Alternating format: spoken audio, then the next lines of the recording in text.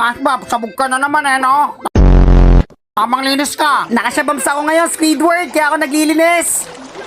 Nandiyan sila! Nandiyan na naman! Nandiyan na naman yung mga kawit panghuli ng isda! Kawit!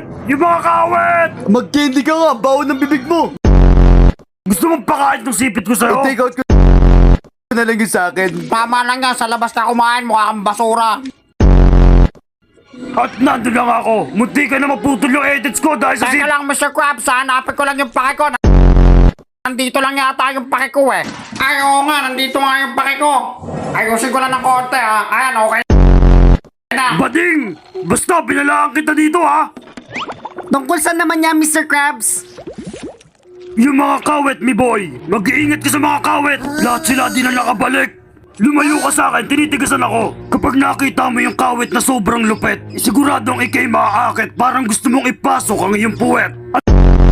At kapag naipasok mo na sa puwet ang kawit na malagkit, at dahan-dahan kanilang iaangat papunta sa taas ng dagat, at iaangat!